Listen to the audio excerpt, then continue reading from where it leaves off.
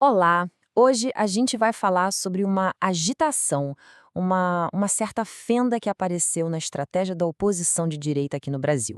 É um momento bem crucial e nós vamos mergulhar nesse debate interno para entender o que está moldando o futuro desse grupo político. E a grande pergunta que fica é: essa divisão é só um atrito de momento ou é algo mais sério, o começo de um racha de verdade?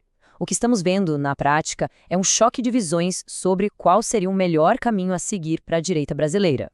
Para a gente entender essa história toda, vamos passar por 4 pontos principais: as declarações que botaram fogo no parquinho, o suposto plano por trás disso, as duas teorias diferentes sobre o cenário atual e, claro, o que tudo isso significa para a eleição de 2026.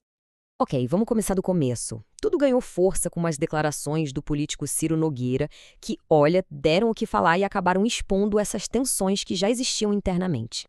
A faísca foi essa frase aí. Nogueira diz com todas as letras que certos eventos causaram um prejuízo gigantesco, virando o jogo de uma eleição que, na visão dele, já estava praticamente ganha pela oposição. E aqui a gente entende melhor o raciocínio dele.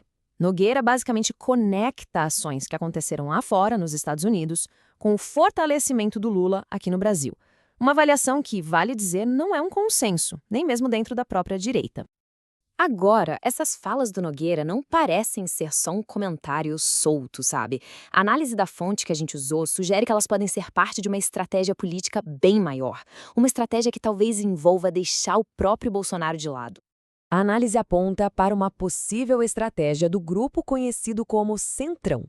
A ideia seria articular uma candidatura para 2026 que, pela primeira vez em muito tempo, não teria o nome Bolsonaro liderando a chapa.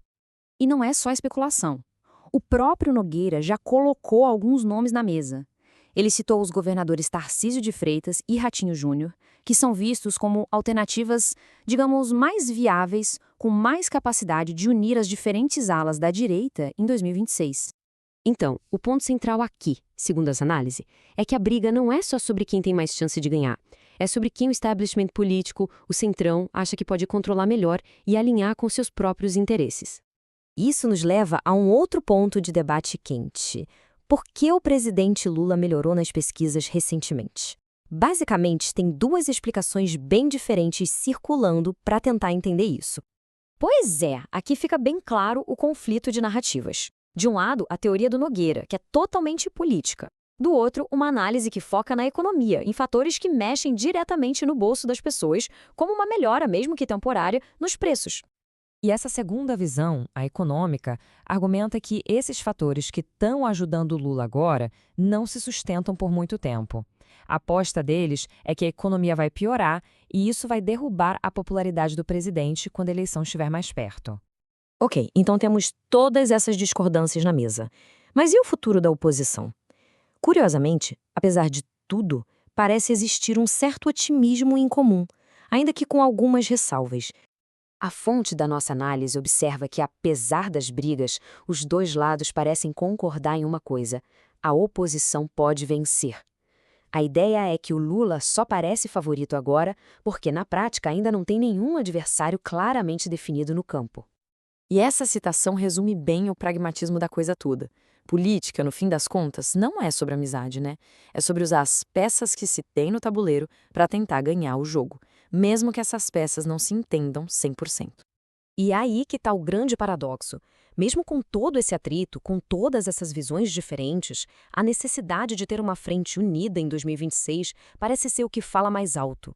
É uma força que acaba superando, ou pelo menos empurrando com a barriga, essas diferenças. O que nos deixa com essa pergunta final, que fica no ar. No fim das contas, o que vai vencer? A necessidade estratégica de ganhar uma eleição ou essa divisão ideológica que a gente vê hoje? Saber se o pragmatismo vai conseguir unir todo mundo? Bom, a resposta para isso é o que, sem dúvida, vai definir a corrida presidencial de 2026.